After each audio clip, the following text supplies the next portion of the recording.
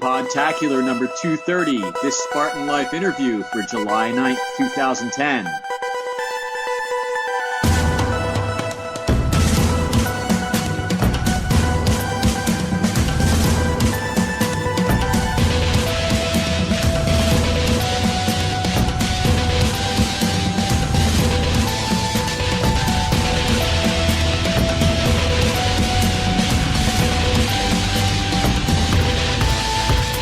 Hello everyone, welcome to a very special episode of Podtacular, the unofficial Halo Universe podcast. I am your host, Duststorm. I'm your host, Brent Gamer. And join with us today is Chris Bird from the Spartan Life. Say hi, Chris. Oh, hi. Or Lacedamian, as everyone else knows him. Did not see you there. What's up, guys? Not much. How's it over in Talkland show?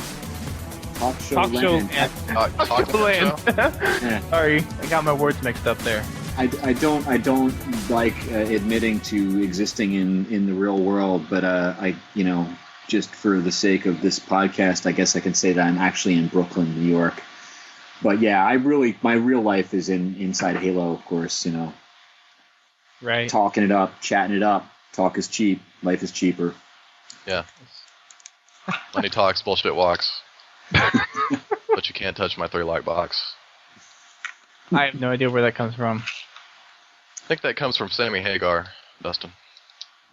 But You would know. Rock.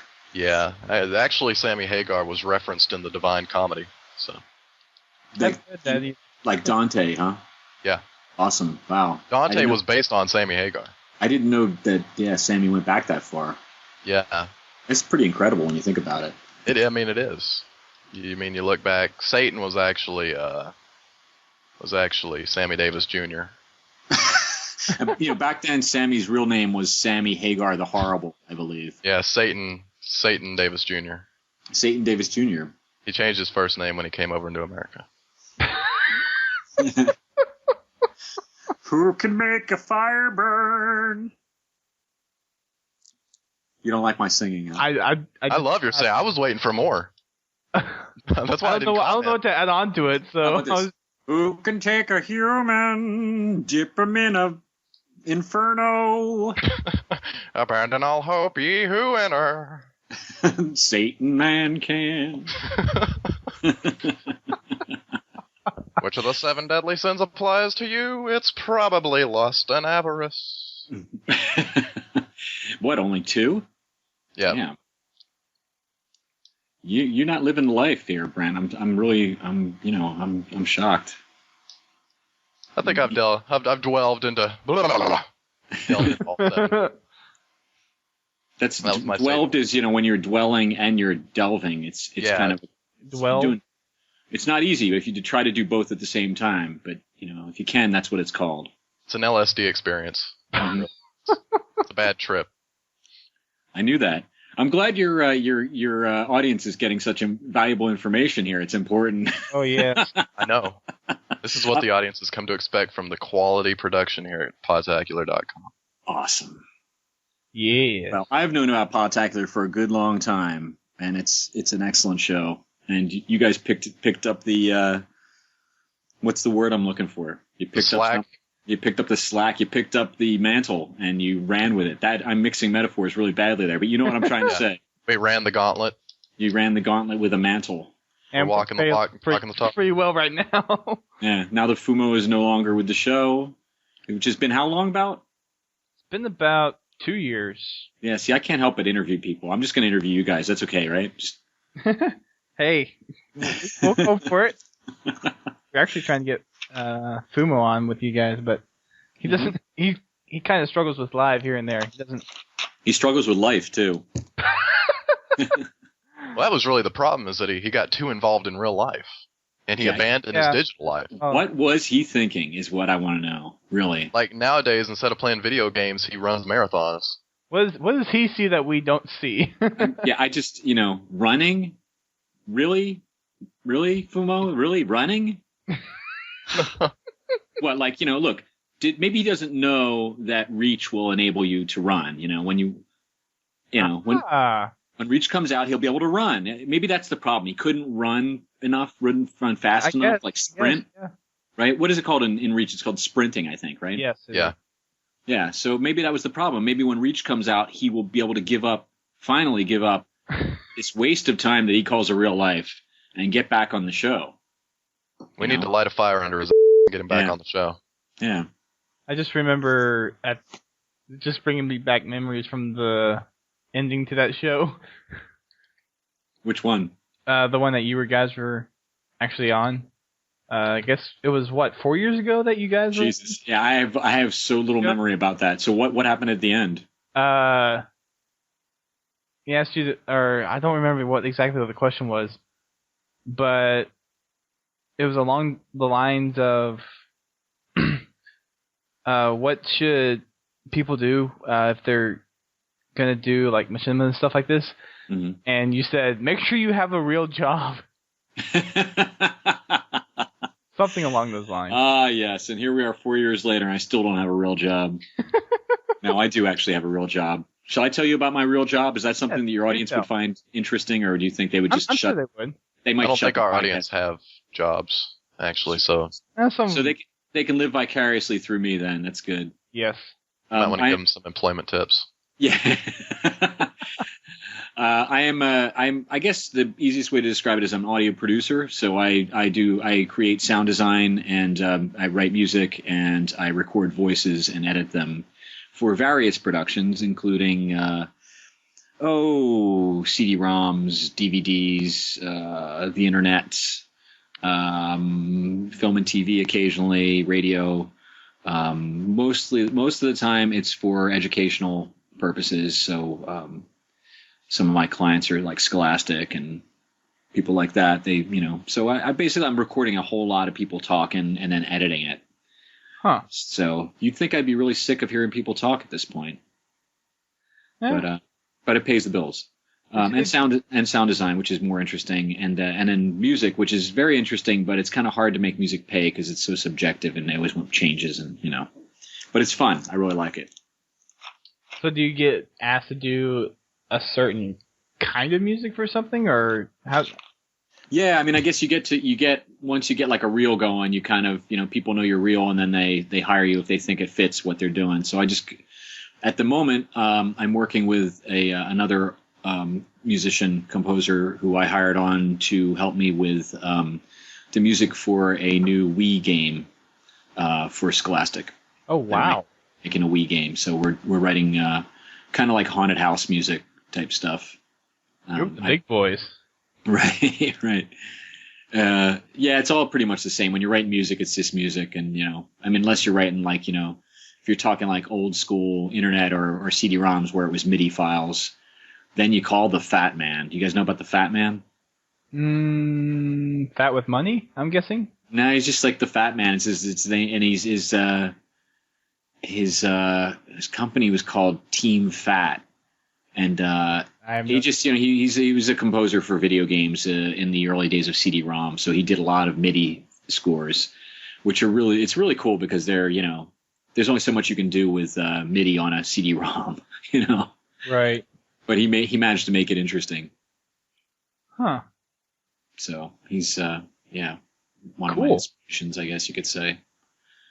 But yeah, so that keeps me pretty busy. But moving right into what's happening with me currently, I've been doing this Spartan life over the years, of course, as you know, and it's always been difficult to kind of fit it into my other work, and it's been really cool because we've kept like our own take on it. We've never really completely embraced game culture as a whole. We kind of always were a little bit on the periphery of it, and we had guests on our show that had nothing to do with games. And I really liked that, actually. I thought that was really fun, and it was, it brought the nice thing about it for the games industry and for hopefully for Bungie and Microsoft was that we brought a lot of people into proximity of Halo that never would have looked at it, probably. Or if they had looked at it, they wouldn't have understood it. And it kind of gave them a way into the game, I think. And, we're kind of happy with the way that worked out. But we hit a point where we weren't able to continue the project for a while because of work. Got really busy, and then Halo Waypoint or 343 Industries contacted me a few months ago and asked me if I would start producing a series for them for Halo Waypoint, available only on Xbox Live, which I was very glad to take on. And that contact actually came through one of the nicest guys I know, Bernie Burns from Rooster Teeth. Oh, wow. Yeah, he's a really exceptional guy, and we thank him whenever we get a chance. He kind of made the original contact with us, between us and Waypoint. And, so since then we've been like doing these one-off episodes, but, we've gotten a bunch of episodes in the can now, and we're basically gearing up. And so we're on your show to announce our new series with Waypoint. Very cool. So we actually had Bernie Burns on 2 months ago too, and he went through a lot sitting with us for 4 hours. Oh man. Yeah, we please tell me it's not going to be like that tonight. No, it shouldn't be. Because we actually had submissions and questions. Oh yeah, everybody wanted to talk to Bernie. That's great, right, man. Right. Yeah. So I mean, we had a good time, but he definitely voiced his frustration about being at 4 hours when he brought up on the drunk tank. But yeah. I mean, it was still a good show, and we definitely would like to have him back on again. And he said that next time he'd probably recommend Gus. Yeah, like that. Somebody wants to. Yeah, exactly. Gus would be a really interesting choice, though, because at least from what I've gathered in videos and podcasts, he's probably one of the least patient, right, of the group. Right. Yeah. Those guys don't hesitate to call it like they see it, which is kind of nice. Yeah. Yeah. So we have an episode coming online on Halo Waypoint tomorrow, as a matter of fact, and I think we're considering that we've had a couple of one-offs here. We had Jacob and Jeremy from Ascended Justice, who are now working with Waypoint. They were our first guests on the Waypoint series, right. Or the kind of the one-off. We had a couple of one-offs, that one, and then we also had Louis Wu on. Yeah, that one was good. From HBO. Yeah, I really enjoyed that. That was a lot of fun. He's also especially with the racetrack. Yeah. We've now basically got we've always had like a crew of assistants from our forum members, and over the years we've managed to become very close with a handful of these guys. I'm looking at their names on AIM right now. Amongst them are Clone Trooper Kev, Downskated, Chromium, Oni Kudu, and TSL Stealth. Stealth is one of the main guys on our forum. He's one of the main admins on our forum.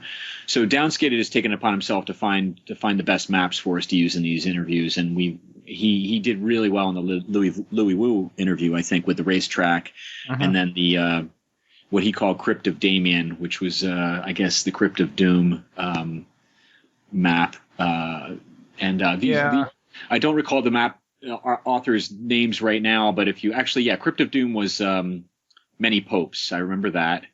And the guys who made the racetrack map, I think it was called Saturn, and I don't remember the guys' names, but they're from Halo Tracks, and they're really talented map makers. That makes sense. Yeah, and they're the credits, actually, if you look at the credits from that episode, it's got the gamer tags for each of the authors of the maps, if you wanted to contact them and tell them how amazing their maps are. Right. So Downscated is picking some good maps for us. But after Louis Wu, we decided to start off on an actual series. So we're doing like a mini series with Waypoint, and so I'm here basically to announce our first guests, which are coming. The video is coming online tomorrow on Waypoint, and the big surprise, the big excitement for us is that the guest is OK Go, the rock band OK Go, who a lot of people will know from their incredible music videos that are like amongst the most viral things on the internet. Right.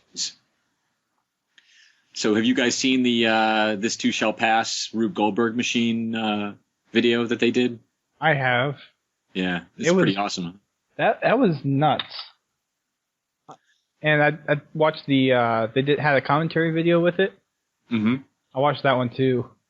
Cool. I think they said it took 6 days to do all the takes and finally get a good one. Yeah. They finally nailed it at the end. Yeah, I think it was months in the making. That the actual machine was months in the making. Right. Yeah, and then the recording was like 6 days or a week or something like that. Yeah, 6 days, right? And yeah, it's just astounding that it all works, and you know, it's pretty beautiful the way it's designed. The band had a lot of the ideas. You know, I think I'm trying to remember the name of the company that did it. It's that did it with them. It's a San Francisco company.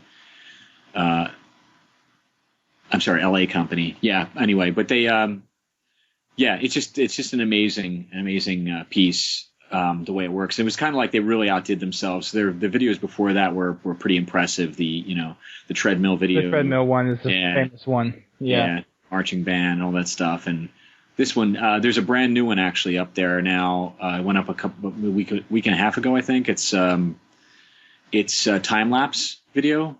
So I think they shot it over the course of. I think the band is in it for a couple of days. Like you can see, like the sun going up, sun going down, kind of thing behind them while they're singing. It's pretty incredible. Wow. Yeah, the technique is gonna. I'm sure there's probably already discussions online about how they did it. And the last shot is just unbelievable. It just like fast motions, time lapse through what looks like several weeks, you know, of this one shot. It all takes place in this park. I guess it's in LA. I think it's in LA, and it's really amazing. You should YouTube look for or you know on the internet just look for OK Go new video or something, or time lapse video or something like that. I'm sure you'll find it. I hadn't heard about this. Yeah, I can tell you the name of it actually while we're talking if you want. But yeah, so they ended up being. It just was really fortuitous because a good friend of mine, Mike Rosenthal, who runs a space here, an arts venue here in New York called The Tank, happens to be college friends with Damian from OK Go. Lead singer's name is Damian also. Wow. And he's basically, you know, he plays a role with the band. I guess he's a consultant. He's a sometime part-time sort of manager sort of thing. And he has a lot of ideas for them about how, you know, like the USB sticks that they give away at their concerts was Mike's idea. So he said, hey, you're doing shows now pretty regularly. You want to interview OK Go? And I said, hell yeah, man, that would be great. These guys are pretty amazing. And so he put it together, and they turned out to just be really cool guys. They're very smart, you know.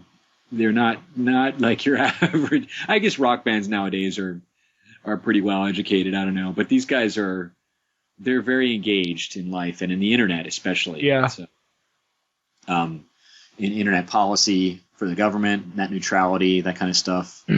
Damian went down. I think several of them went down to Washington, maybe Tim as well, and spoke to the FCC chairman about net neutrality, testified in front of Congress about net neutrality. I think I heard something about that. Yeah.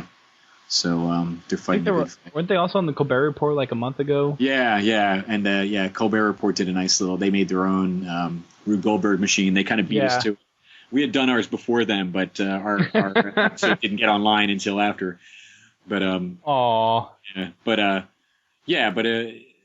so they were really great guests. So we have the OK Go video is coming online tomorrow, the 10th of July.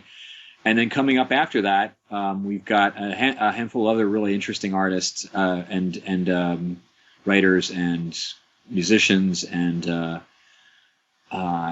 couple of the names that I can mention to you are, I think up right after OK Go will be Apache Enforcer, who is known to Halo fans as the last man in Halo 2. So we interviewed him, and that was a lot of fun. We had again Downscated pick some really amazing maps. In fact, I think he made a couple of maps with a friend of his that we used. And then we've also got on the line Anna Monoguchi, who are, I don't know if you guys have heard of them, but they're a pretty exceptional chip music or 8-bit music band who are really kind of breaking out. And they've been playing at PAX every year to sold out crowds. And they are at the moment working on the Scott Pilgrim video game music. And then after them, or sometime after them, another really exciting announcement for us is Todd McFarlane of Spawn. Oh, wow. Yeah, so that's going to be exciting. They just committed recently, and they're really into the idea, and that may not be until August. So we're hoping on something approaching 2 episodes per month for the next 3, 4, 5 months, whatever, and then we'll see about making some more. Wow, that's a lot of production time. Yeah, it's good. We get this way we can kind of we can get into it and do a good job, and Yeah. So for those of the listeners that really don't know what the Spartan Life is, give us a little rundown of what kind of format your show is compared to a lot of other like Halo podcast shows, stuff like that. Right. Well, I mean, it's a machinima, so we're actually in Halo visibly. It's a video series. So what we do is we invite people into a game on Xbox Live, a game of Halo 3 on Xbox Live. We talk to them. We usually connect via Skype as well, just to get good audio from them. But we talk to them in the game. We walk around in the game. We experience things in the game with them, and we treat the game as a sort of social space to some degree. Although there is an awful lot of gaming going on, usually. We typically invite a handful of gamers from our forum into the game as well. You guys are invited, open invitation anytime you want to join us. I'll try to let you know when we have a shoot coming up. Yeah, definitely. Well, yeah. I know I would. I don't know about Brent. Yeah. I think I'd like to get on the craziness. Oh yeah. So yeah, it's cool. We have a lot of fun, and it's pretty unpredictable. Halo is a very bizarre kind of volatile world, as you know, with lots of explosives. So something usually goes wrong, but it's always fun, and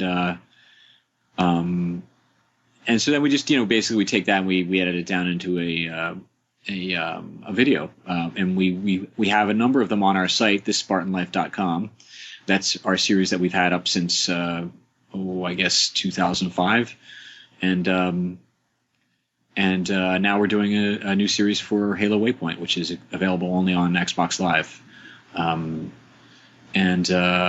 If your listeners don't have Halo Waypoint and they're Halo fans, they definitely should go out there and check it out. It's really cool. There's lots of really good videos, lots of stuff by Rooster Teeth that you can't get on their site as well. Right. There are a lot of special video clips, vid docs or vidocs, however you say that, of the making of Reach, the making of, before that, the making of Halo 3.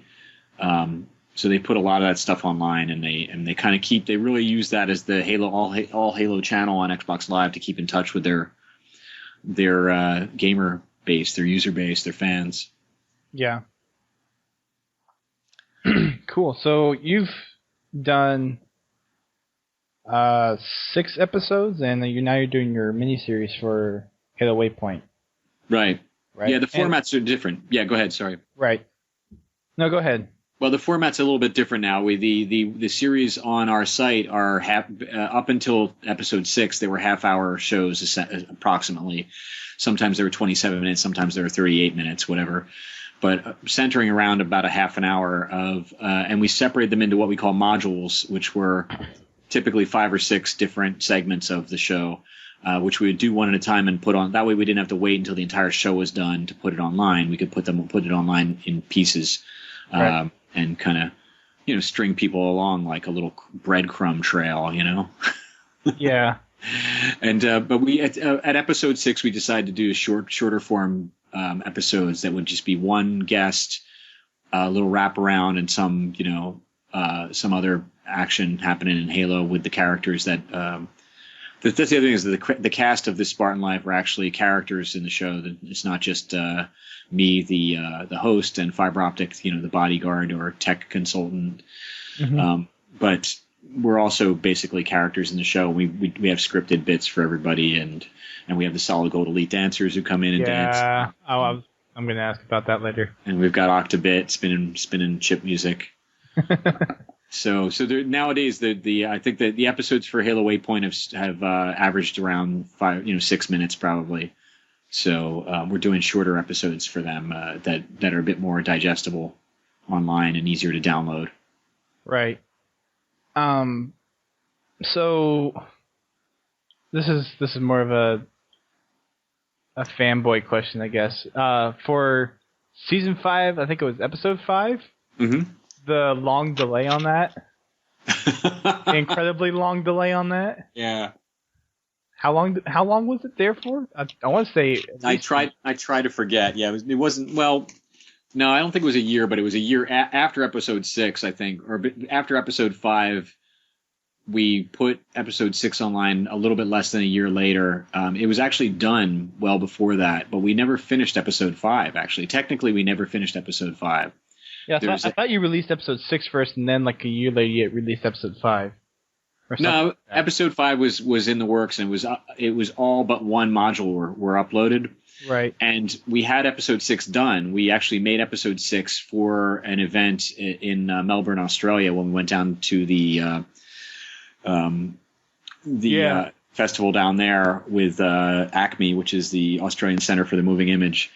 We made a special episode just for them to screen there, and I was the idea was I'd get back, finish episode 5, then put episode 6 online right away.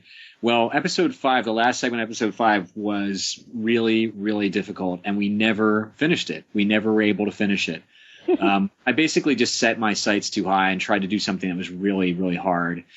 And it was a very complicated, basically a rap. It was MC Aero's freestyle battle royal, and the idea was there was going to be several rappers freestyling over top of a Glow-Mag track, and it was going to all work into the plot, and it was going to be MC Aero, this happens to him, that happens to him. So that will be divulged eventually. I think that it's going to be something more like an epilogue now without the rap. But when it comes out, it'll explain some things, some changes that have happened in this Spartan life to the faithful people who actually follow the story. All 3 of them who follow the story. Because I don't know if you've noticed, but the last couple episodes, MC Aero has had a Jamaican accent. So now when you listen to the opening of the Spartan life, he says, coming to you from the I can't do Jamaican accent, but it's totally Jamaican. I don't know. For some reason, I thought that came from, I want to say, episode 2 or 3. No, it almost seems like from the beginning, but I guess it. Well, you might be able to. I mean, Arrow is Brian is actually the guy who plays Arrow is actually has some Jamaican blood, so he's lived. Many of his family members have Jamaican accents, so right. He actually it came totally naturally to him. So you might have detected that earlier without him actually doing it. Okay, but we're having fun one day with this rap, and he said, what if this other guy has a Jamaican accent? And I said, okay, cool, let's try that, and we really liked it. So we kind of wrote a little bit of business in the show around that, and it was going to be in this episode 5 epilogue, which was never made. So he now has a Jamaican accent, but it's never been explained why. And it will be explained why eventually, hopefully soon. You'll see. There is a very good reason, and I think what'll happen is once it becomes apparent what the reason is, that will trigger a kind of a new plot thread in the show, so to speak. It's funny how real life, and virtual life really intermingle with this Spartan life. We really, our inability to keep the show going consistently and get episodes up at a timely rate, has actually changed the story of the actual show in the show. So is there like an actual story behind the interviews, or I know you have the modules that kind of tell a story on its own, but then you have the interviews that are kind of separated. Yeah, we try to kind of keep it. The story basically is just Damian is a talk show host. Fiber and Arrow are there to basically keep the show running, and Right. the dancers are there for entertainment purposes and Octobit, and there's other ancillary characters who come in and out. It never really goes all that much deeper than that. I think the deepest we went with story was when we did the Bungie bonus disc episode, which was Foobarring Space Time. That was the title of it, and the idea was this whole data jacking story thread that we had been following since we had Louis Wu on the show the first time, and that was actually something that happened to us. It's weird. This whole you probably don't remember this, but we had this story thread several episodes back where we had this idea about data jacking, where if you pressed the right number of buttons at the same time and meleeed the wall at a certain point where the geometries intersected, you could actually burst through into another map. You'd actually go somewhere else in the metaverse, let's say. And the reason we thought of that, again, it came from real life. We were playing Halo one day, and something happened in the game. I don't know if you've ever experienced this, but it was the craziest glitch I've ever seen. I'm gonna go out on a limb and kind of guess that it had to do with data packets that got scrambled. You know how the information comes to your Xbox over the wire via these packets of data, and they're broken up into packets for delivery. And then when they get back into your console, they get reassembled into what's happening in the game. And it's basically a stream of data that keeps coming in. Right, like data and all that stuff. Yeah, exactly. Positioning, all that stuff. Game data. It's all the stuff that gets saved when you have a saved game and you look at it in theater mode. Mm-hmm. So on Xbox Live, of course, there's interruptions in the service occasionally. There's dropouts. There's, lag. And sometimes that is enough to cause this kind of what I would consider to be something like scrambled data packets. And one time I saw this effect happen from that, and I've never seen it since. But while we were playing, at some point in the game, every second or so, your point of view switched to a different player. So you're running around in the game, and it's me. I'm seeing my point of view. You see the gun in front of you, And then like a second later, I'm seeing – it's almost like, when you're in save game, you can hit the up button on the D-pad to switch points of view. It's literally that effect. It was just constantly switching every second. That's weird. But the wacky thing about it is that it wouldn't change – I don't know how it did this, but it wouldn't – like if you looked up, when it switched to the other player's view, you'd still be looking up. Or if you looked down at the ground – you just see the ground changing underneath you. So were you just teleporting positions between players, or? Something like that. I am completely at a loss to explain how it happened. So I came up with my own sci-fi version of how and why it happened, which is data jacking.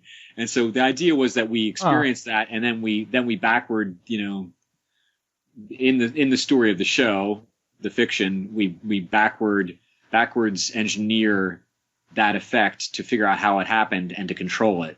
And we figure out a way to control it by hitting, I think it was something like squat, press A, I don't know. It was some button combination, and you had to melee the wall at just right between geometries, the seam between geometries, which all this is based on actual glitches.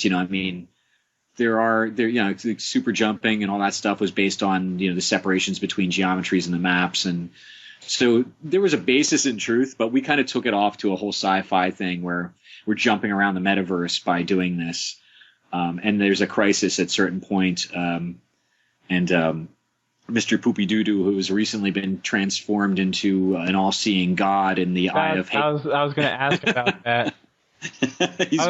I'm actually going through all the past episodes. I was trying to find out who that was, and you just brought it up. So, yeah, that's what I was thinking when you brought that up. Yeah, he gets the ultimate gamer unlock by jacking. I think he jacks a banshee, and then he jumps out of a banshee, jacks another one in midair, throws a sticky grenade at someone on the ground and hits him right in the head with it all at the same time. Mm-hmm. And we actually We actually did this in the game. It wasn't easy, I got to tell you. That took many, many takes. I still have the outtakes, which I have to release one day.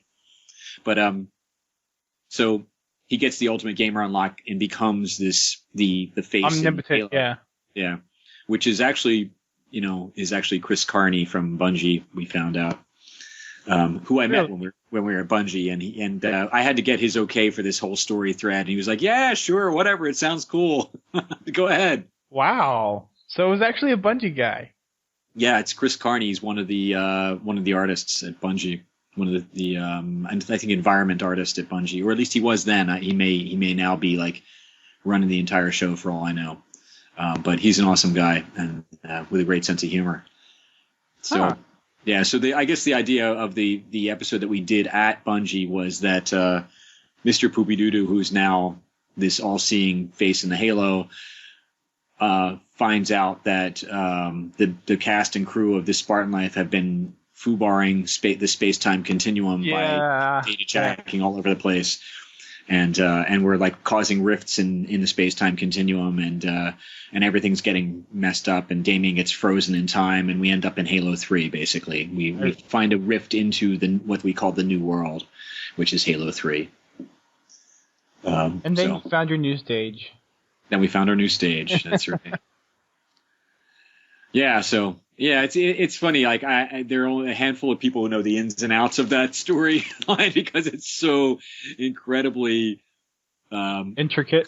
Intricate and complicated, and probably not very well advised to have made it that complicated. But it was fun while we were doing it. Cool. Yeah. And one day when we're 60, 70 years old, we're like, do you remember when we were in I can't remember anymore. Never mind. I don't know. You along with Keat. Yeah, right. Keat, the old codgers. Yeah, I remember watching that episode, you guys bringing that up. Right. Another little segment that we haven't really talked about at all is body count. Mm-hmm. Can you talk a little bit about those? And are you going to do one of those again? Because I thought those were actually kind of funny. Yeah, cool. I really like that too. That was one of the things that I felt like really set this show apart. The fact that we have dancers, awesome, but body count, it's basically the idea for anybody your listeners who are not familiar. You can go to thisspartanlife.com and hit up. I think like every other episode, we had a body count segment. And the idea was basically that it was something like a political debate within Halo with the fighting intact. So we like to say, crossfire with the safety off or something. We had a number of variations on that. The TV show Crossfire, but with actual crossfire. I think my friend the writer Mark Derry said crossfire with the safety off. So yeah, and those are scripted segments. The original idea was to actually get two people in there and really have them battle it out and argue at the same time. But it was hard enough just to get two people to argue, much less play Halo at the same time. So what we decided to do was a kind of a South Park approach where we basically would pick real people and then just kind of parody them. So my favorite one was, Tom from MySpace and Coulter. Yes, the net neutrality. Yeah. Yeah. That one was the one I remember most. Yeah, I think that was the most successful one. I really would like to make some more of those. I think those were really, really fun. And there's we could update the net neutrality one at this point, I think. We could get somebody from Comcast as one of the combatants. And maybe Damian Kulash from OK Go is the other combatant. He would totally probably take that on. It'd be fun. But those. I think that would be a whole Waypoint episode. So we haven't done any of those for Waypoint. We are looking into. We're definitely we've had the Solid Gold Elite Dancers in one of the Waypoint episodes so far.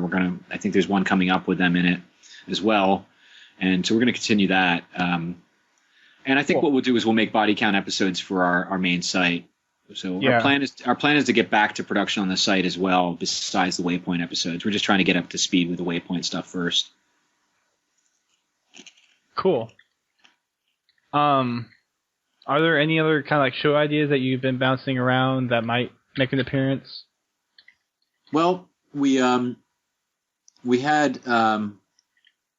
this backlog of just like, backstory ideas, like, the whole narrative that takes place between Fiber and Damian. I think we started something in episode 6 that I really would like to continue, which was basically the show started to become about Damian being the host, MC Arrow being the kind of, stage manager guy who kind of lines up the guest and gets gets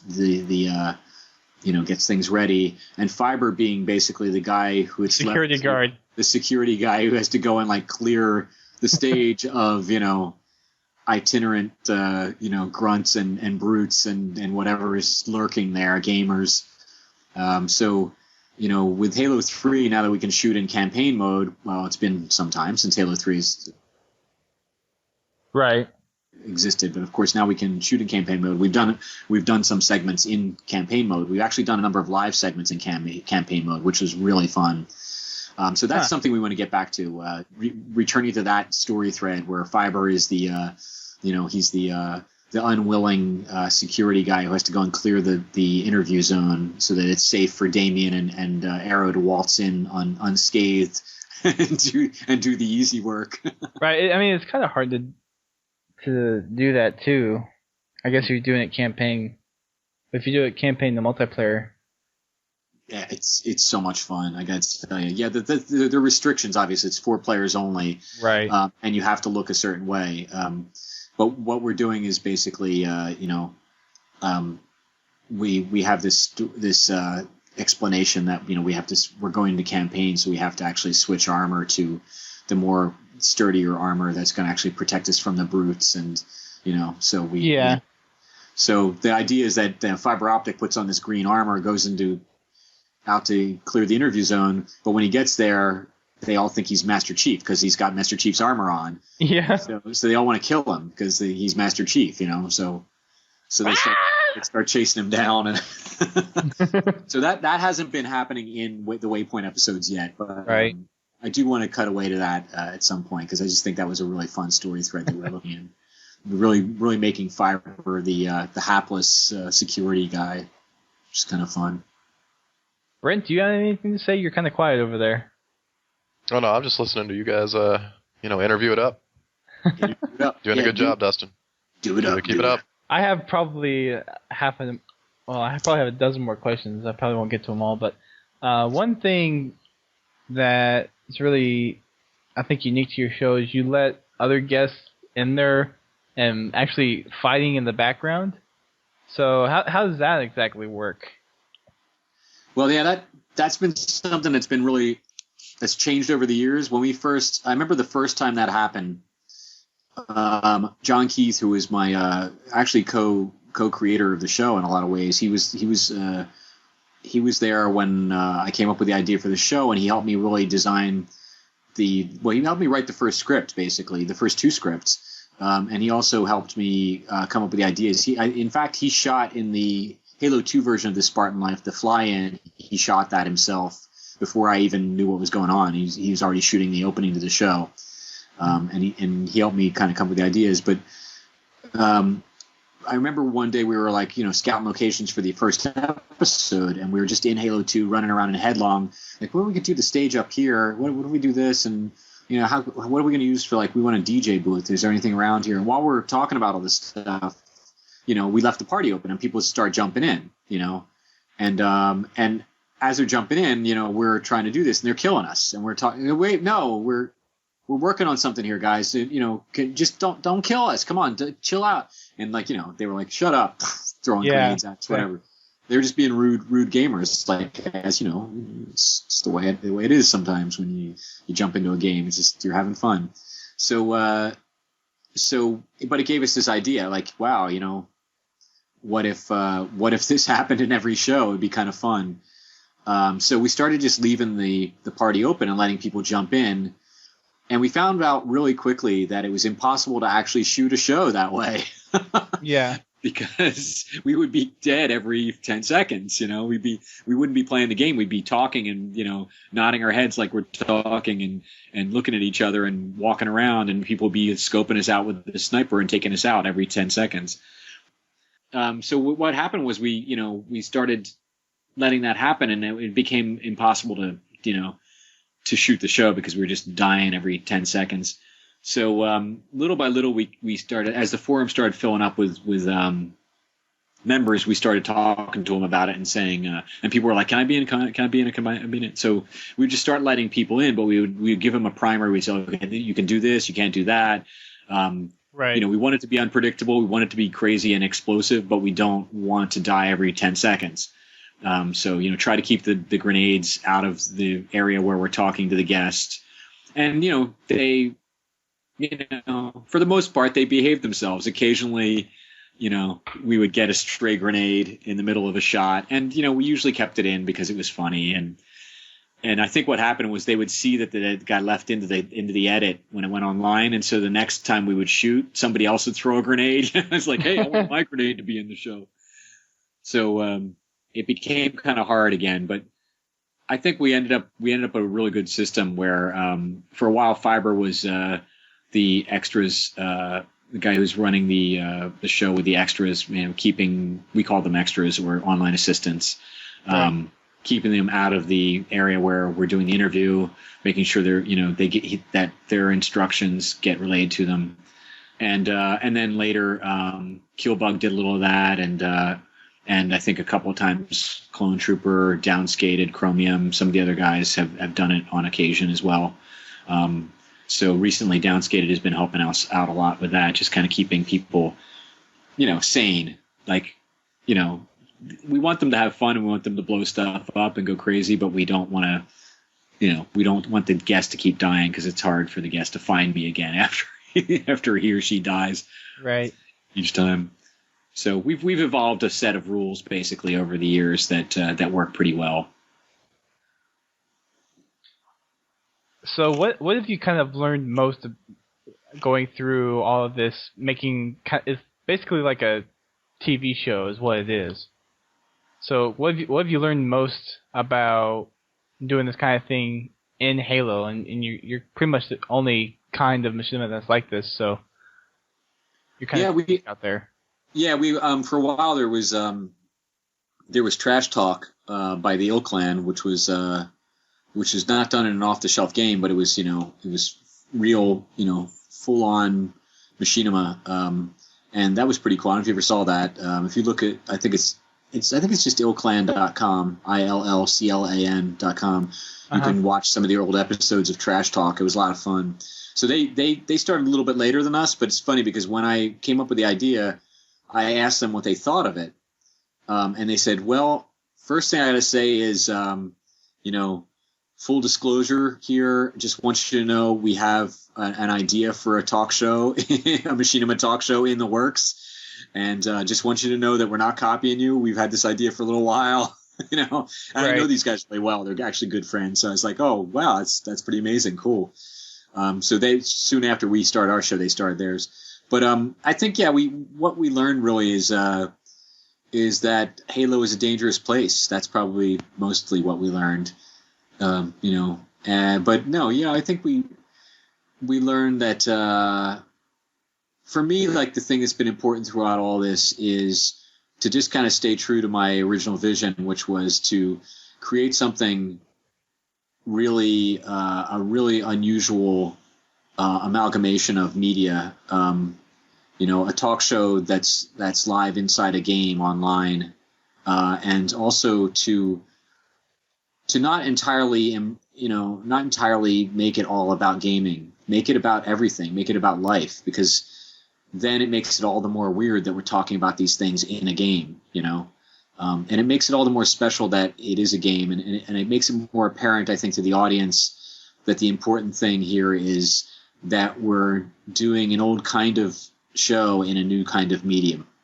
And right, it's like your Lyra King live of Halo. Yeah, or as Wired magazine said, a mashup of the Charlie Rose show and Doom. Yeah. So that's been important to me, and that's something that I figured out. Some of the things that I learned too late. I should have taken Bernie Burns' advice early on. I knew he was right when he told me this, and I honestly didn't have any way to do anything I could do about it. But he said, the important thing, Chris, is to make sure that you keep putting stuff online on a regular basis, because that's the way you get an audience. You generate an audience by predictability. They know that every Friday a new Red versus Blue episode would come online, with the first season or the original seasons.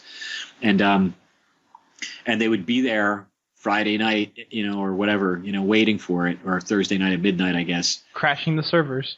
Yeah. And they'd be waiting for it. And it would go on, and like there would be, all hell would break loose, and there would be like first comment and all that stuff. And it really generated a real hardcore fan base for them. And I think we just were never able to do that because of, our revenue model was very different from theirs. We weren't able to make money on the show for a long time. We just intellectual property issues and all that stuff, which is totally, something that we knew we would come up against. But eventually we were, and Microsoft and Bungie, to their credit, were very supportive.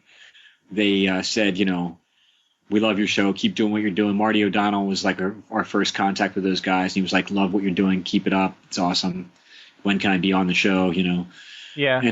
And I feel like that wasn't the problem. The problem was, just the ability to quit your day job, do it full time, really, really dedicate yourself to it, so you can put something up either every week or at least every 2 weeks. That was our original goal, was to do something one segment every 2 weeks, but it just proved to be too difficult. We had to get a lot of people together. When we were in Halo 2, it was very difficult to do because you had to have everybody there at the same time. You couldn't record the voiceover and play the game and separate the two as well. And reshooting was an issue. Now with Halo 3, the whole interview is saved as a saved game, and I can go back and recam it any way I want by myself. Right. So all that the visual production is simplified to such a degree that I can do it entirely by myself, and I only really need the crew to help me with the actual, being there at the actual interview for blocking and all that stuff. So they don't have to be there for like take after take after take after take like they used to. So that was what made it originally very difficult for us to do. We weren't doing a sitcom. We were doing something that was totally scripted, where you could write it out and really storyboard it ahead of time. We were doing a live interview show where you didn't know what was going to happen, and therefore it was unpredictable. It was very hard to produce because of that.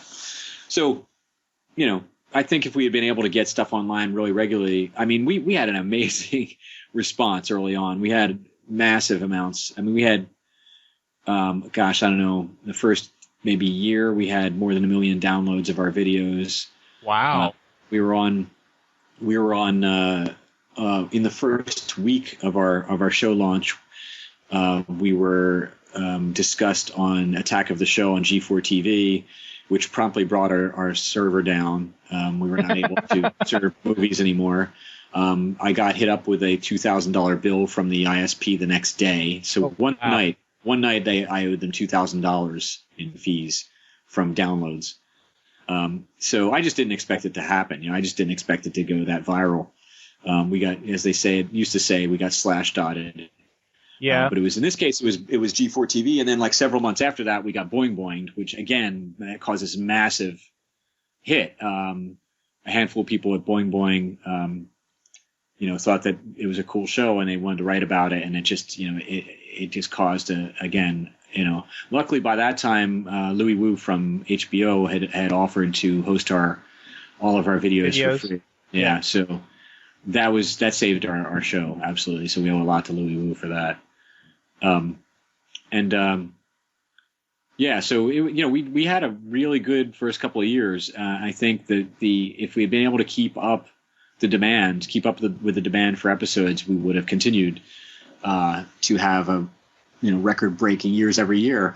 But it didn't work out that way at the time. So we took a break rather than like keep everybody hanging on. We took a break for a while and came back recently, and lo and behold, there's Waypoint interested in doing some work with us. So we're real happy about this new relationship with them because they're pretty awesome. That's cool. And I mean, you guys kind of fit right in with what Waypoint has to offer too, I think. Yeah, it's a little bit different from their usual fare, but it fits in a nice way. Kind of, I think it complements a lot of the other stuff they've got online, which is really cool. Yeah. So you've done a good job of kind of predicting my questions so far, but I'm going to ask this one anyways. Sure. So when you heard about the Halo 3 saved film feature, were you just kind of like, oh my gosh, this is going to make things so much easier, or I'm going to have more chance to do stuff now? What was kind of your first reaction to that, especially with this kind of stuff you do? Yeah, it was pretty clear right away. I mean, we were introduced to it by going to Bungie in September. Well, no, it wasn't September. When was it? It was April. I believe it was the week of April 9th, April 10th of 2007. We were invited out to Bungie to create, an episode for their bonus disc for Halo 3, which was coming out that September. Right. We worked with Jim McClellan at Film Oasis, and of course, Sketch Factor was there, Frankie was there. I didn't get to see Marty; he was out in the studio every day, so we didn't get to talk to him or hang out with him at all. But we talked to an awful lot of the people there, and they, the reason we had to go out there was because they couldn't let a build of the game out of the office, of course, because it would leak, and it would just right. bring down. It would not only bring down the gaming industry, but I think the entire northern hemisphere, the economies of the entire northern hemisphere would fail. It's like, there would be World War III would break out, famine, starvation. So we couldn't ask them for anything, and that was all that was great for us, because that meant that they brought us all out there, and we worked directly with them in their offices, which was really, really cool to meet them all. And it was that was when we got there. They were like, okay, here's the lowdown, saved film. You can recam the whole damn thing; it saves it. You can move. You can change points of view at will. You can completely free roaming camera, which was totally new to Halo. All kinds of new stuff that was just like, and the new weapons and the new avatars and the new, all this stuff. And it was just, the higher resolution. And it was mind blowing. It was just so much to absorb in, the 4 days that we were there. Yeah. And I remember, and we couldn't talk very loud because, they were all working. We were literally right there in their space with them, working on this with them, like right there, so. Wow. And all these people were concentrating and had to work really hard because they were on deadline. And here we are looking at all this shit and just thinking, I want to scream right now. I want to scream with glee about saved film and tell them how much I love them. And we were like, Fiber was like, did you see that? Did you see what we're looking at? And Arrow is, like trying to stifle his glee. So we're just, wow. We were kind of amazed at it.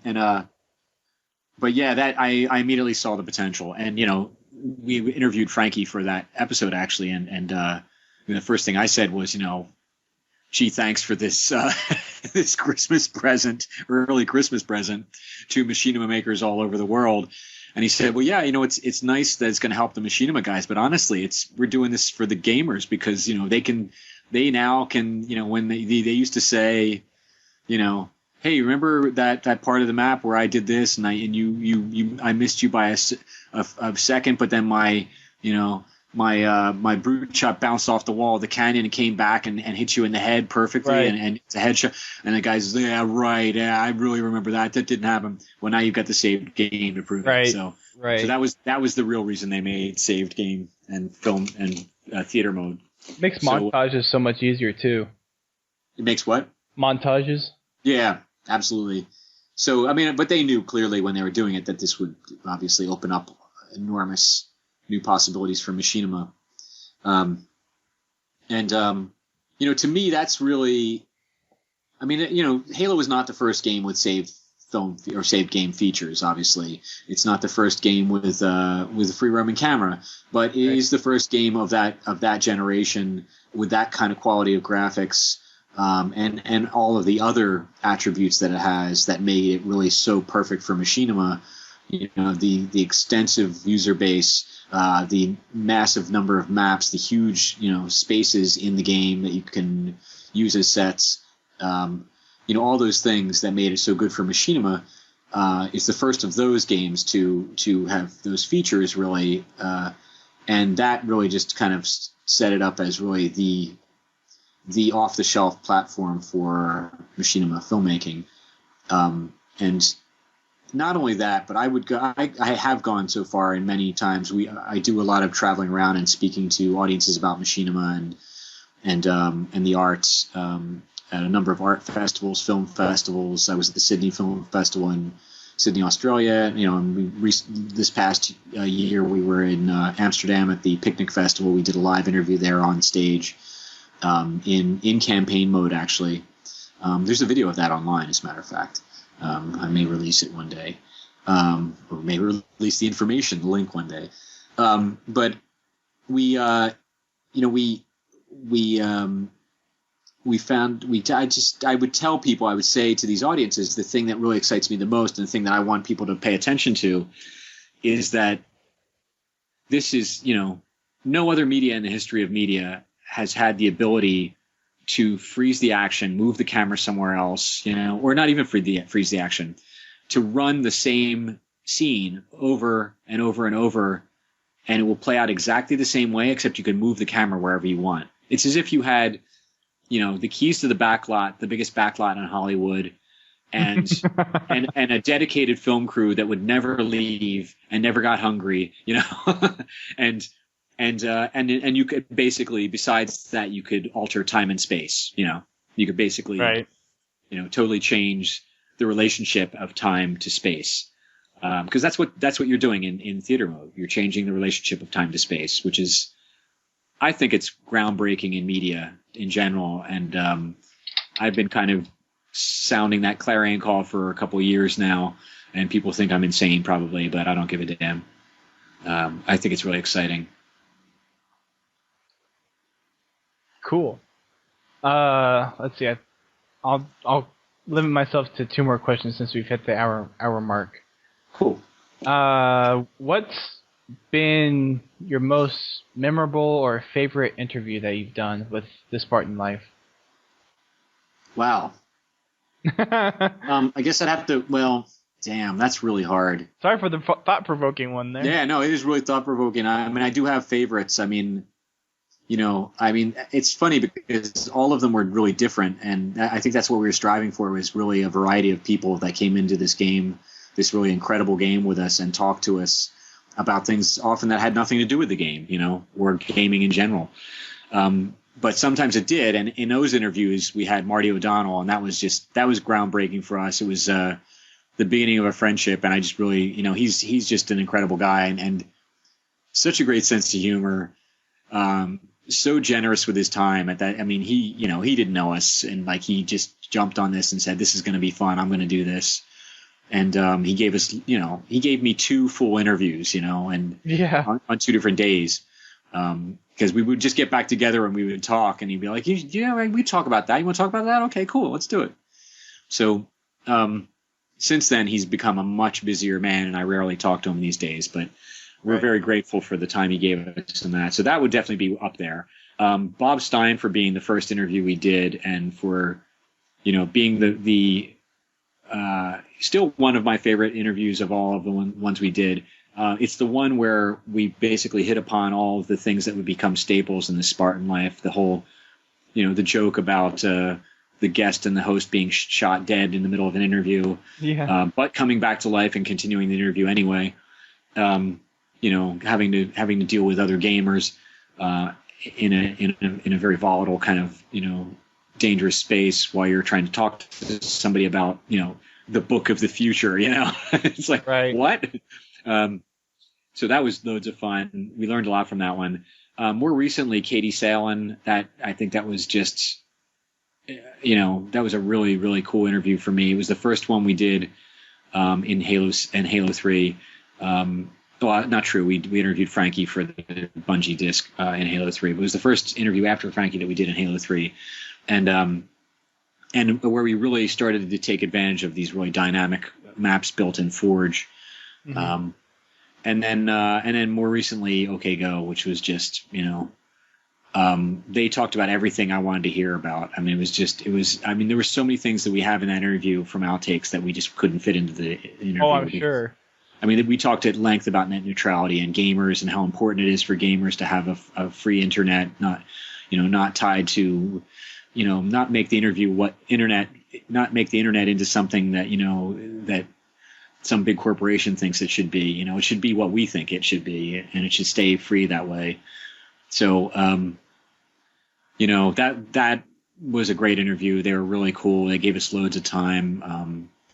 They also gave us 2 interviews, which was really nice. They came here, and then I talked to Damian again on Skype after that. Oh, cool. Yeah, and one of the nice things about that is I just felt like everything kind of came together for that. We got the idea to do the contest for the Rube Goldberg Machine Forge map in Halo, which was a really great way to involve the gamers in the production of the show. We also got, again, this was Mike Rosenthal's idea. Why don't we get a chiptune remix of one of the OK Go songs to put in the show? And he got this artist, J. Arthur Keynes from Toronto, to do a really incredible remix of This Too Shall Pass, which we ran, you'll see it when you see the video tomorrow, during the Rube Goldberg Machine map. So, that was one of my favorites. So I don't know. I mean, if I had to pick one, I don't think I could. Malcolm McLaren also was up there. Yeah. They all were. That was a weird interview. Yeah. In my opinion, that was a really weird interview. Tell me what you think is weird about it. I'll tell you what everybody else has said. Remember? Well, I don't remember specifically because it was like 3 years ago. Yeah. But I mean, his attitude about things was just very, I'll say, unique. Yeah. He was a unique guy. He died just a couple of months ago, as a matter of fact. Oh, wow. R.I.P., yeah. He was a very, very interesting person. He actually came here to my apartment to do that. I met Malcolm because of chip music, actually. He came to a chip music show and dubbed it the new punk rock, and wrote an article for Wired magazine about how chip music is the new punk. He called it 8-bit punk.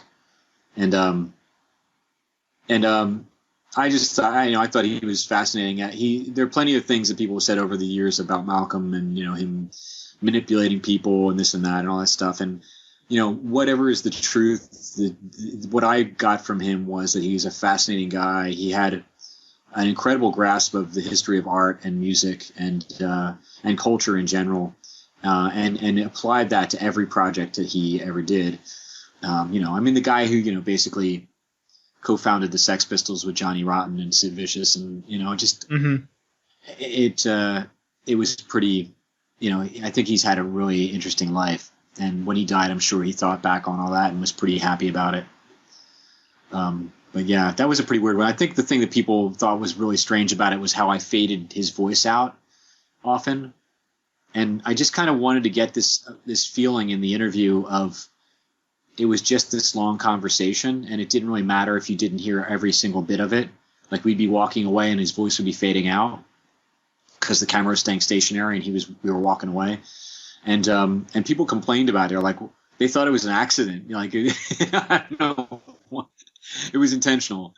But I just thought it fit with the whole concept of the interview, which was one long take, basically. Well, it wasn't really, but that was how we originally conceived it, was to do one long take without cutting. But he made that impossible because he kept running around the map and we couldn't keep up with him. So we had to reshoot a lot of it. But it was fun. That episode seemed more the more prominent ones where you could definitely tell the other stand-ins definitely played a big role in making the episode what it was. Yeah. Yeah, somebody we haven't had in the show for a long time now is Warrior 3000, who was he made an appearance in the Marty O'Donnell interview, and to tell you the truth, I was angry about it because they were all told very clearly not to follow us to the top of the map because we needed to get up above the fray so we could talk. It was an early interview, so I didn't realize that it would be possible to actually coexist with gamers without them killing you. Right. But while we're standing up there, he starts taking shots at Marty with his plasma pistol, knowing that it wouldn't hurt him, of course. And Marty says, "Who is that?" Warrior 3000. Then he takes him out with his rocket launcher. Yeah, that was cool. So that because really of that. Cool. Yeah, because Warrior put up with that, we let him have give the final kill to in the Malcolm McLaren episode. We were joined by a guy named John Pavlis, who was writing for Wired magazine at the time. He wrote an article on us for Wired magazine. He wanted to be there as a reporter in the interview, which he was throughout the whole interview, and you can see him in the background in a number of shots. Uh-huh. And I think at one point I point him out just as he's being, ruthlessly blown away by Warrior and his clan. They're just like they cornered him in between some rocks and just like unloaded every piece of weaponry they had on him, which he thought was pretty funny, I think. But yeah, the gamers. So go ahead. That kind of improv that makes it special too, I think. It's unexpected. Yeah, the stuff and often like things will happen where, like in Halo 2, it was harder because things would happen and we would miss them. The cameraman wouldn't be looking at it, be like, oh shoot, did you see that? No, oh I did, okay. Like one of the gamers will go, you won't believe what just happened. While you were saying this happened. We're like, well, we didn't get it, so it didn't happen. Only in Halo 3, yeah. Yeah, Halo 3, it's like if it happens anywhere on the map, you can find it and you can shoot it later. So right. So, that's been a big change for us. But, it helps with the, I don't know if like in the Louis Wu episode, there are a lot of, since we've been using Halo 3 really, but it's particularly in the Louis Wu episode, I went to great pains to find interesting things that were happening in that racing map, and like investigating them while we were talking, like just letting the camera rove off away from the discussion and see somebody fly off the track, slam into a wall, get back on the mongoose and start back up again. Right. Or Louis would take a shot with his brood shot at the wall and blow somebody off the track, and I would just switch directly to their point of view as they're flying off the track in real time. Right. So it's kind of cool because with saved film now, the theater mode thing, you've got one layer of unpredictability happening while you're actually interviewing the guests, and you've got another layer of unpredictability that happens when you're shooting it, when you're capturing it to video, after the fact, after it's already been enacted. Right. So all kinds of things come up that you didn't even notice. Like sometimes I'll watch the entire game from some random gamer's point of view just to see what he sees in the game while as it was going on during the interview. That's cool. It's pretty fun because you catch all kinds of stuff that you wouldn't have caught. And that interview had 16 people in it, I think. So, it was, wow. I didn't have the time to watch 16, sit through the, whatever it was, 45-minute game 16 times, but I did it like 3 or 4 times, and caught things. And like anytime I got to a point where something was happening interesting, I'd freeze it and I'd just jump around points of view and see who was seeing the best point of view of it. And of course I could just move my camera there freely, but right. It's kind of neat. I really like the jumping point of view feature because it doesn't just switch digitally from one to the other. It actually moves you physically from one to the other, which is kind of amazing. Do you know what I'm talking about? Yeah, but then there's the whole fact of cycling through people. Yeah. Because you won't necessarily get to the one that you want. It's true, but it's nice to start on one and move to another one that's further across the map, so the camera just literally like whips it across the map really fast. Mm-hmm. And sometimes it's so fast that it's almost subliminal, like you don't even notice it.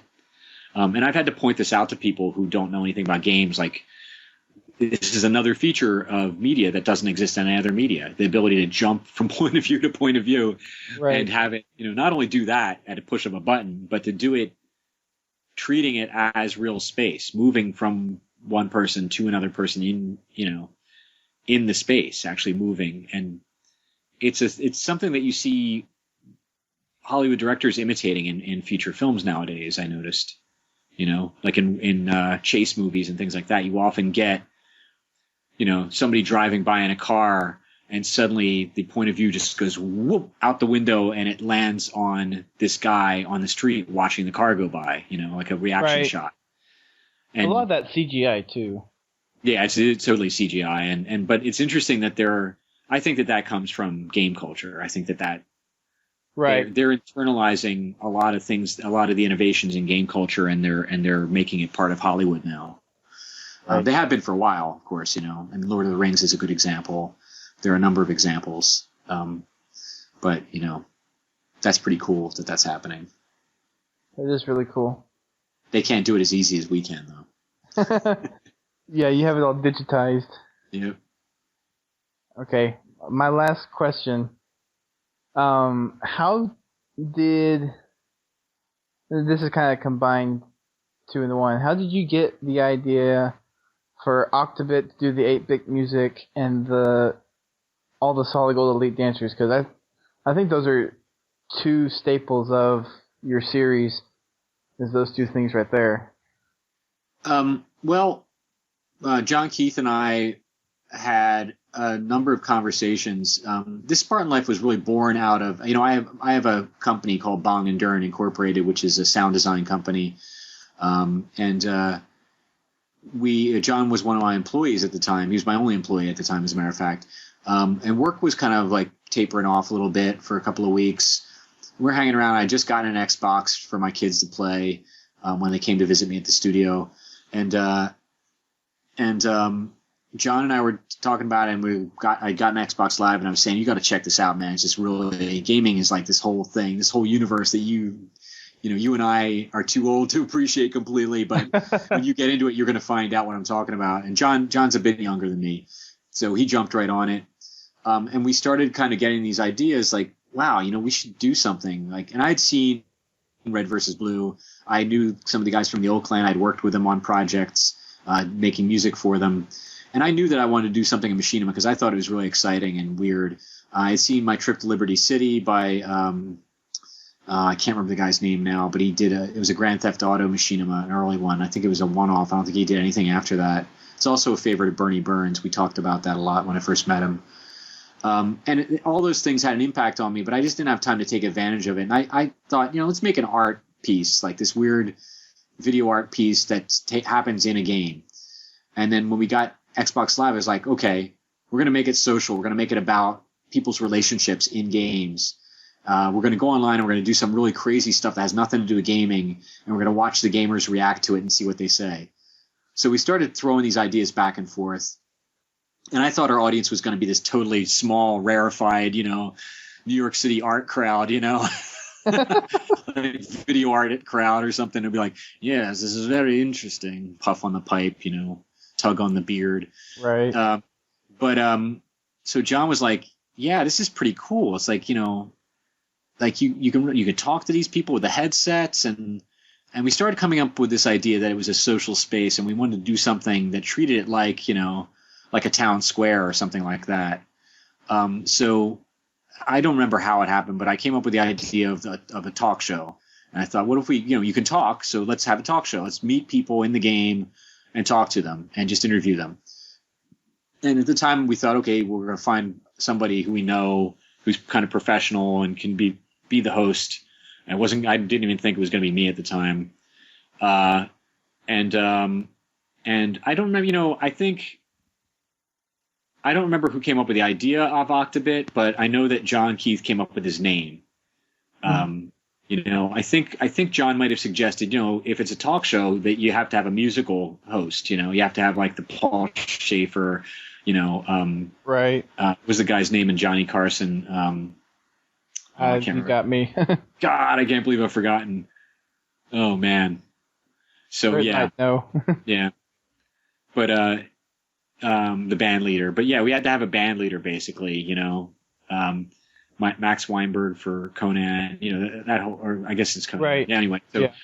So John said, well, maybe he's a DJ, and he could be Dr. Octobit. That was his original name for him, Dr. Octobit. And if you look at the original video, I think I introduced him as Dr. Octobit, not DJ Octobit. Really? And at some point I started to think, well, Dr. Octobit sounds too much like Dr. Octopus from Spider-Man. So I decided that we would, and DJ is more accurate, so we decided to call him DJ Octobit. And Octobit, it's a pun on 8-bit because he plays 8-bit music. Right. Octobit. So And then the dancers, I don't remember whose idea that was. I think it was probably my idea, or maybe we came up with it together. But all I can tell you is, man, that was hard in Halo 2. We were like, I mean, we had all synchronized too. Yeah, 6 people in a room synchronized. That was hard work. I got to tell you, man. After that, we found various ways to make it a little easier. But those are trade secrets that I'm still protecting. But yeah, it was that took on a life of its own. I think the fans really responded to the Solid Gold Elite dancers. They responded to Octobit too. As a matter of fact, I got a number of let's say somewhat X-rated fan emails. Oh boy! From young women who wanted to meet Dr. Octobit or DJ Octobit. They talked about the strong silent type. You know, he was a total turn on apparently. Wow. So, yeah. I have one particular email that would shock you if you read it. I can say that much. Okay. Fair enough. Yeah, it's become the thing of legend amongst the crew. I can't really let it out because to protect this woman's privacy, but right. Damn, I got to say. And back in the day we got see, this is probably the thing we should have been talking about all along, all the pictures of half-dressed people that we got in our email, Whoa. That fan mail. Yeah. See, Brent, that week Brent, does that get a rise out of it all? I don't mean like literally. I just mean like, No, both literally and figuratively. You've achieved both, my friend. Excellent. That's what I aim to please. And apparently they did too. Oh! So, yeah. But, yeah, it's been a very interesting experience, I gotta say. And, we're really glad to be continuing. And we're really glad to be here with you guys, man. This is awesome. Podtacular for the first time in 4 years. I know. It's been such a long time. So we're going to have you guys on the show at some point. Definitely. We'll have you guys and Fumo. Yeah, hopefully we can get Fumo on. Yeah, I think the fun thing to do would be to do an interview, as usual, and have you guys come in for, commentary after. We'll kind of hang out and talk about it and talk about what's new in Halo, and I think it'd be kind of fun. Yeah. Talk about the old days. Oh, gosh. The old days of the old days. Jive. Now with his folding bike. Yes. He was jive talking. Yeah, there's been a lot of memes that have cropped up in the Podtacular community since Fumo's left. Oh, really? Yeah. One of them is his folding bike. Yeah, that's a long story. Which he doesn't need anymore since he's running all the time, I guess, right? Oh, actually, I've talked to him, and he says he actually runs to work sometimes, and he says it's nice enough that sometimes he doesn't even have to take a shower, and his other coworkers don't mind. I'm like, wow. What? Wow. Yeah, I know. So he works in a massage parlor. No, I don't know. Where would you work that you could? That no, wouldn't mind? He works in the office building. I forget okay. What he does. Okay. And what city is he in, or what town? Orlando. Oh, right. I guess I knew that. Cool. Orlando, cool. Florida. Yeah. Well, yeah. I should jump off. Is there anything you want me to do before I go? No. I think that covers most of my stuff. So we'll do a goodbye or something, or? Yeah, we'll sign off, I guess. Brent, do you have anything to say since you've been quiet this whole time? Oh, no, I've just been listening. See, I've noticed that the show is significantly better when I shut up and let the guests talk. Now, during a normal show, I provide comic relief. He provides the comic stuff when we actually have submissions to rat on. Yeah, probably most of your guests don't talk a blue streak like I do, so, we get a good number that do. Do you? Yeah. Good. Yeah. I mean, that's kind of one of the things we're trying to do during kind of the dead space between Halo 3 and Halo Reach is try to get some of the big names. Like we've had Keat on, we have you on, we have Bernie on, we had BS Angel on, we had CM Near on last week or 2 weeks ago. Yeah. So we're trying to get some of those names in here. Hottie McBloggy. Yeah. Yeah. And actually, next week we're interviewing Insane from Forge Hub, so that'll be fantastic. Yeah, those guys are good. Yeah, so we're definitely trying to get our name back out there. Cool. And hopefully when Halo Reach comes around, we can enjoy the splendor of what was Podtacular during the Halo 2 days. But yeah, those are very big shoes to fill for us. Well, you're doing an excellent job, man. We're trying, that's for sure. Well, thanks guys for listening in to this very special episode with Damian Lacedamian from the Spartan Life. And tell us again where you're from and what's going on with Waypoint tomorrow. Well, we're tomorrow, July 10th, we have the premiere edition of our new series with Halo Waypoint, and our guest is the band OK Go, whose videos have been like blasting all over the internet and taking down servers from the hits that they're receiving on the internet. And it's the beginning of a series for us, and we're really excited about the guests we got coming up. So stay tuned. ThisSpartanLife.com for information, and Halo Waypoint is the place to see the actual episodes. Very nice. Thank you so much for having me, man. I had a great time. Thank you for coming on. We appreciate it. Yeah, thanks. And to our listeners, we will see you next week.